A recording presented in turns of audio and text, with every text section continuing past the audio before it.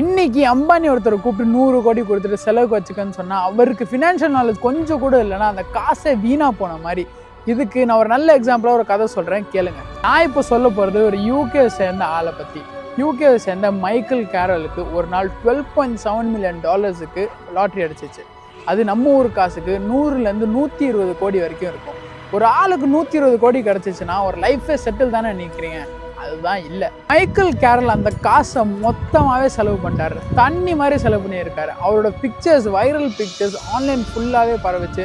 அவர் கார்ஸில், வீடில் and மற்றவங்களுக்கு party கொடுக்குறதுலன்னு சொல்லிட்டு காசை தண்ணியாக செலவு பண்ணியிருக்காரு. அவர் காசெல்லாம் செலவு பண்ணதுக்கப்புறம் அவரோட பிக்சர் ஒன்று வைரல் ஆச்சு. மேலே கொடுத்துருக்கே பாருங்கள்.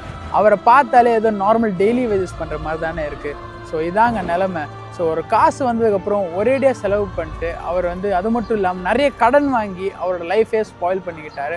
அண்ட் இப்போது அவரோட நிலமை ஒரு டெய்லி வேஜ் பண்ணுற ஆளோட நிலமை மாதிரி தான். ஸோ உங்கள்கிட்ட பல கோடி வந்தாலும் எப்படி செலவு பண்ணுற நாலேஜ் இல்லைன்னா உங்களுக்கும் மைக்கேல் கேரல் நிலமை தாங்க. ஸோ உங்களுக்கும் உங்கள் ஃப்ரெண்ட்ஸுக்கும் 1 கோடி ரூபா இல்லை 100 கோடி ரூபா கிடச்சா எப்படி செலவு பண்ணுவீங்கன்னு சொல்லிட்டு கீழே கமெண்ட்டில் சொல்லுங்கள். மறக்காமல் என்ன ஃபாலோ பண்ணிக்கோங்க.